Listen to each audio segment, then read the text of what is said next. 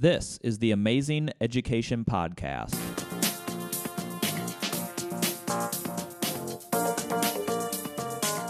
Powered by the Ames Community School District, I'm your host, Eric Smith. On today's episode, we are joined by incoming Superintendent of Ames Schools, Dr. Julious Lawson. We're going to have an amazing conversation about the role of the superintendent and what he is most excited about heading into next year. Dr. Julious Lawson, thank you for being on this episode of the Amazing Education Podcast. How are you doing? I'm doing pretty good. Thank you for having me. Man, this is my honor to be able to bring you on now in, I guess I was going to say an official capacity. I suppose yes. Maybe it is. You are our incoming superintendent for Ames Public Schools. We announced that several weeks ago. You're not officially on the clock, though, yet, but you are in Ames, in district, and I am really excited to be able to just talk to you about how you're doing, what some of your takeaways are for our district already. I know that you've been in buildings, you've talked with a number of some teachers, administrators already. So welcome to Ames. Thank you.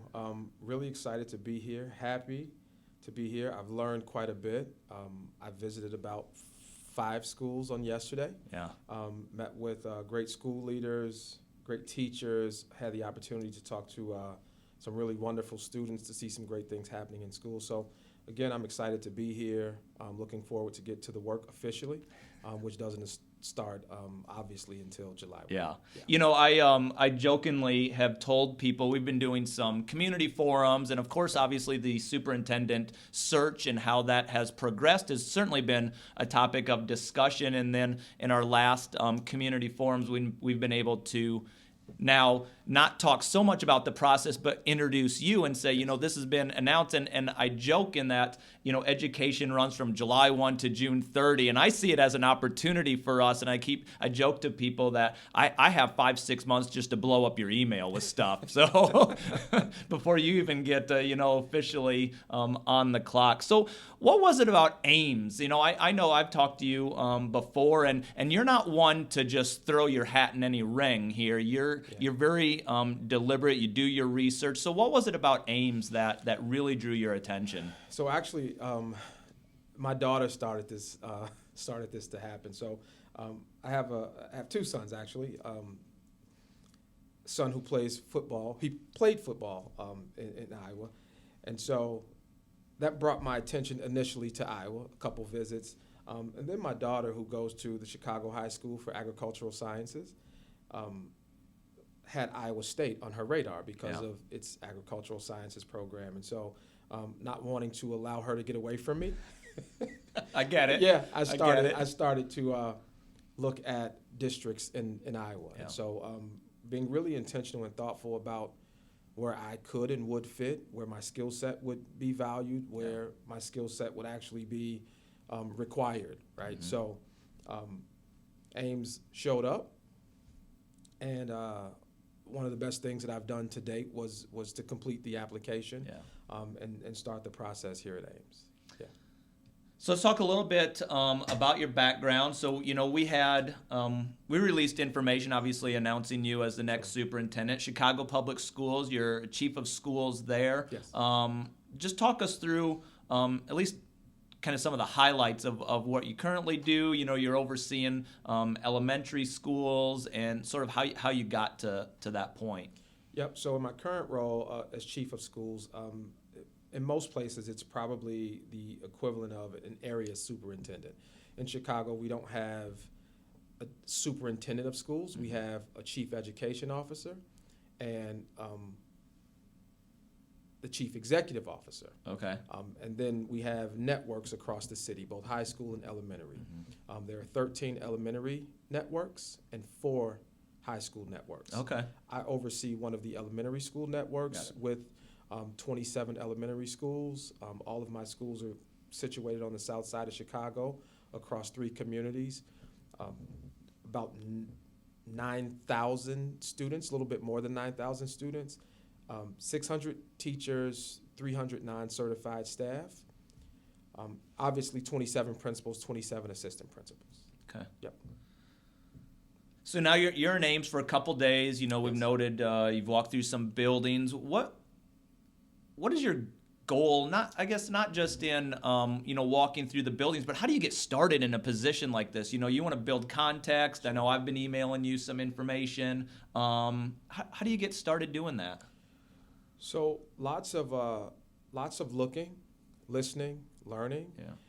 It's unfair to come into a district to think that you are going to impact change if you don't understand the context of what's happening. Yeah. And so I think that it's really important to me and the school community to take the opportunity to look, listen, and learn from stakeholders. And so again, that's what my visit to buildings was about yesterday.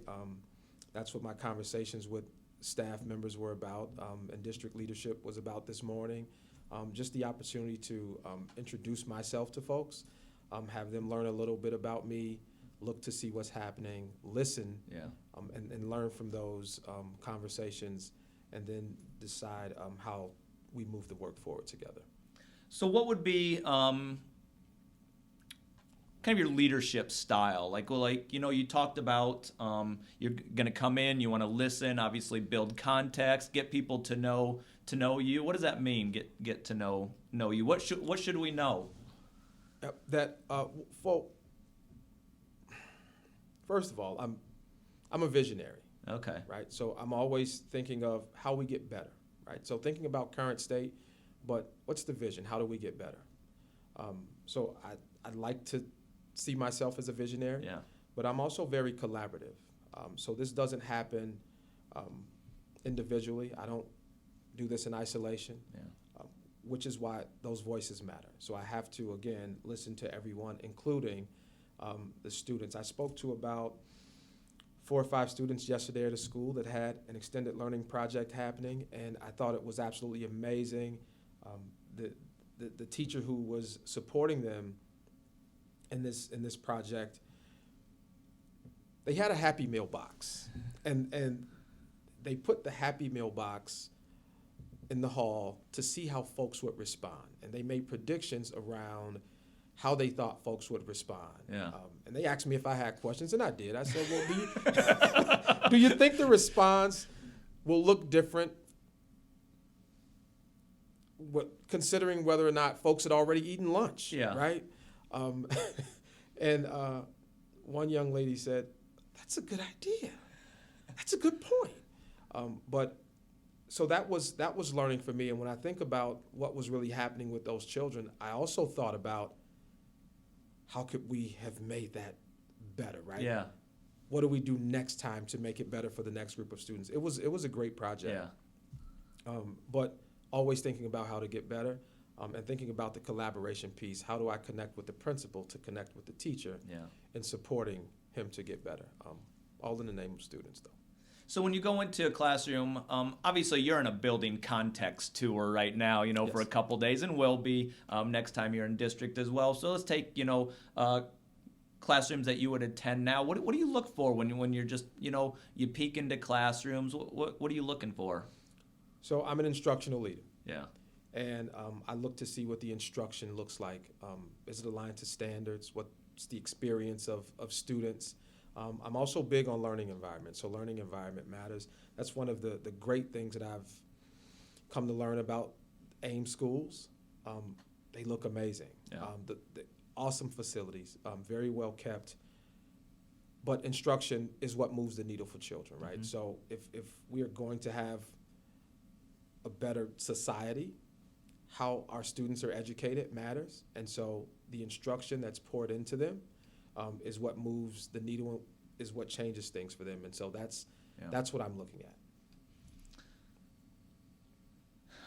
We had talked just before this that in your current role, you placed a really big emphasis on building culture. Yeah. What does that look like, or what takeaways have you had going through that process that that always resonate with you moving forward? Yep. So culture for me represents the feel of a building. Yeah. Right. And so in our personal lives, we show up differently to work, being schools for us, right? Mm-hmm. and we have to be intentional about what that feel is like. Always considering children as we come in. And so the work that I've done has been centered around how we make children feel in the learning environment. And so again, we talked just a few moments ago, and something that comes up for me are two things: structure and consistency. Yeah. Both adults and students like structure, and they admire consistency as well. And so if we have the structures and procedures in place within buildings, and we're consistently moving in the direction of those structures and procedures, that changes things. Yeah. That changes things.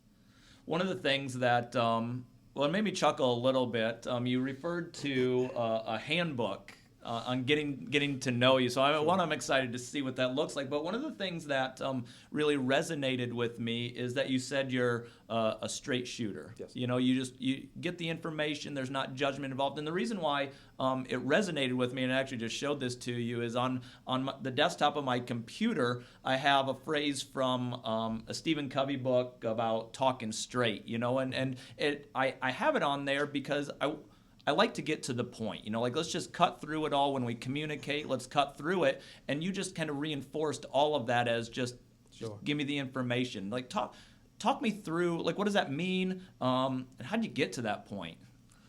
Yep. So let me start with the owner's manual. I do want to know more about this, actually. It's just a couple pages long. But I read about it some years ago, about a hospital administrator. I read about it in the Wall Street Journal. This hospital administrator created an owner's manual to help his staff learn how to navigate him in an effort to enhance the relationships during the workday. Yeah. I thought it was kind of cool, right? So I modeled after his owner's manual, and I created one for as principal, created one for my teachers, and as chief as principal created it for the teachers, and as chief created it for principals. Yeah. But it's really helpful in supporting folks as they learn to navigate you, right? So we have to move the relationships forward. Again, always thinking about how important and impactful the adult relationships are as it relates to children.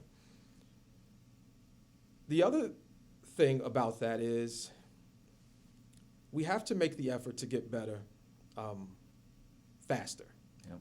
And so improvement science says if you focus on getting better just a little bit every day, by the end of a 365-day calendar, you'll be 36 times better.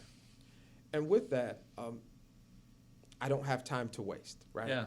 So let's have the conversation regardless of where the starting point is, and let's work to get better. How do we get better? So fluff is nice for those folks who need it, but let's talk about our issues, our concerns, and then let's figure out how to get them resolved so we can start to get better immediately. Yeah. So in your position, you know this, sometimes frustrations, that we feel, they kind of move up the chain, and you're going to be the top of that chain.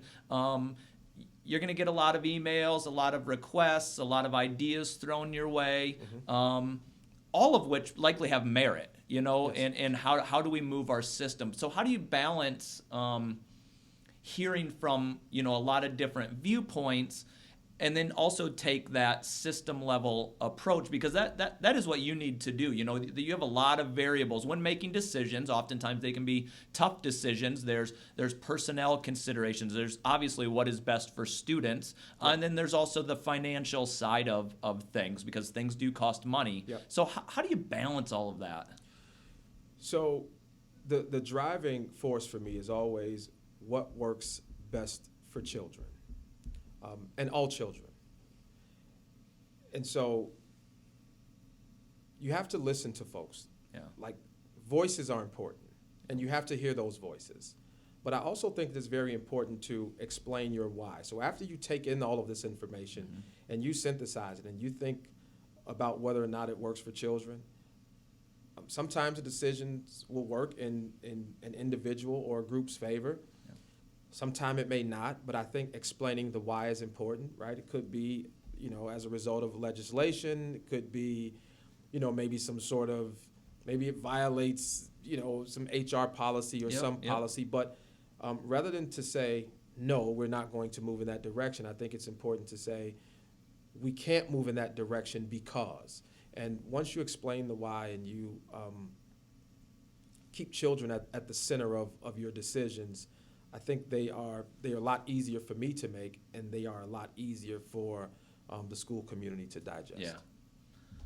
So equity has been, a large part of our district. How do we prioritize that moving forward? So, and this maybe can go a little bit to a conversation that we Sure. had, not to prompt you a little bit, but I just, Sure. yeah. So equity is a moral imperative, and it's really about treating folks right. Yeah.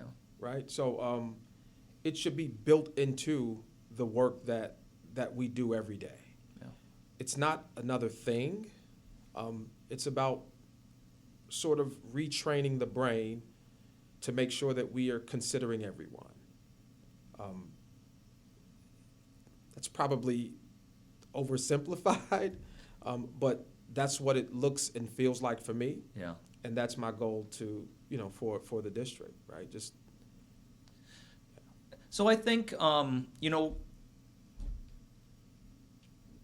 I think sometimes, oftentimes when we have, and we had for several years now in our district, we've had conversations around equity. And what does that mean and what does that look like? And sometimes, at least for us as a district, it's getting to the point where we needed to acknowledge, publicly acknowledge and be very clear that, we have a disparity gap in our district. And so that was the first step. And then we need to figure out ways on how to address that. And sometimes that means putting resources, more resources towards that. Sometimes it is taking a leap and trying things that we haven't tried before because it's important. And sometimes that goes smoothly in some people's opinion. Sometimes it doesn't go smoothly in some people's opinion. But I think for us as a district, we've always put value in. Listen, we gotta move in that direction, but that can get bumpy sometimes. Sure it can. But that's, again, it's improvement science, right? So continuous improvement is a messy process. Yeah. And it can get bumpy. It will get bumpy. But I think there are some things that we have to do as a district. One is to clearly define what equity is and what it will look and feel like in the district. And I think there's training that has to happen across the district, starting with the district office. Mm-hmm. And we're talking adult folk, right? Before we get to schools and this starts to take shape in classrooms. And I know some of it already has, but there is some training that needs to happen. There are still folks who may not clearly understand what equity is or what it looks or what it should look and feel like. Sometimes we confuse equity with equality. And so there's some work that has to happen, and the more work that happens and the more intentional and thoughtful that work is for the adults in the district, the more it starts to make sense, and we'll see it take shape in our schools for our children.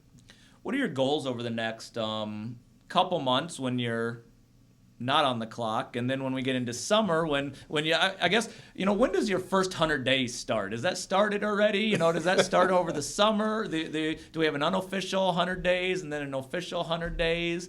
Yeah, so that's a great that's a great question, and I would say that my 100 days has started. Okay, good. So again, I've been doing lots of listening, lots of looking already with the data that's been shared, all the other information sources that have been shared with me. So lots of looking. Mm-hmm. Again, even this morning, lots of listening, still lots of learning. That's what the first 100 days will look like. Yeah. So before we start to really engage in some deep missioning and envisioning work and strategic planning, we have to figure out what the direction of the district will be. Yeah. But again, so I've just been here a couple days now. I've had the opportunity to talk to, again, district personnel, Mm-hmm. but I really want the opportunity to get out into the community to see what community members are saying, and I want to hear from parents as well. I did have the opportunity to talk to several parents during the basketball game the other night, which was an amazing game. Yeah. But I'd like to hear more voices from the community as well before we just really set the direction of the district, because those voices matter. So one of the things that I know that you asked about early on, actually going through the finalist interviews, I was fortunate enough to lead one of the groups, and you brought it up then, and it's come up since then, is the value in a strategic plan. So what is that?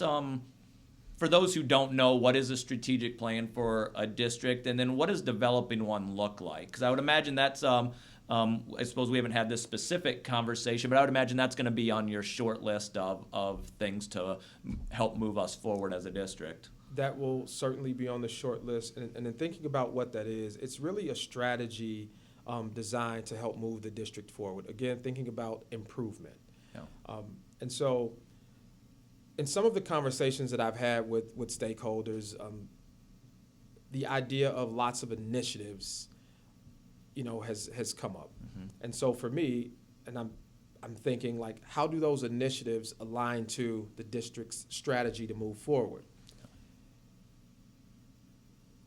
And because we aren't necessarily seeing the convergence as it relates to all of the initiatives, it feels that way because we don't really have a clearly identified strategy to move forward. Yeah. And once we are able to identify what that strategy is going to be, thinking about what are our 3 big buckets of work, right? So some of those initiatives may not exist once we get a clearly defined strategy in place. Yeah. It keeps teachers and principals and parents in the community from feeling and being overwhelmed because we have a clear direction for the district, and our work is clearly outlined. Some things may just, not show up on the radar. Yeah. And developing something like that, I know you've used the word already, it's collaborative. Absolutely. But it's also not something that gets done in 6 months. It can. Okay. It may not be as effective if it's done that quickly. But again, it requires the voice of the community. Yeah. Right. So, and that takes time. Right. Yeah. Bringing stakeholders together, really having some thought partnering around how we move forward together. What's really important to families? What's really important to school leaders and teachers, and where are children in this plan, and how does this benefit them? How do we move them forward academically, socially, and emotionally? And what are their other needs? And what do we need to do as a district, right? And so that takes some time. And it's a lengthy process, but it's a valuable one. Yeah. Yep. What are you most excited about? I mean, you're here, you're like, you're in our district office, you're we're sitting here doing a podcast. I feel like you're already, you're in this chair ready, you're engaged, you're ready to go. You probably have like these moments of, yep, I'm here, and then, but you still, you have work to do back home in Chicago, and obviously you want to, you have a family there, a school family that, you hold dearly, and yet you're coming here. But like, what are you excited about? Well, finding a place to live is definitely one of the things thing to have on the list. That excites me. I'm excited about the great things that are happening here already, right? So I get to come to a great place and just really add value to the great things that are happening. As we talk about that improvement piece, I think for some, like, it feels like, there's a lot to do, but I just call it making better sense of the work. But I think there are some great things happening, great facilities, great staff. I've communicated with nothing but awesome parents and community members, so that is really exciting for me. And thinking about burnout, this is the time. I don't know if I've sensed that, which is really exciting, and I think I mentioned that to Jeff yesterday. Folks are really poised to do the work right now, and that's extremely exciting. Yeah. Yeah.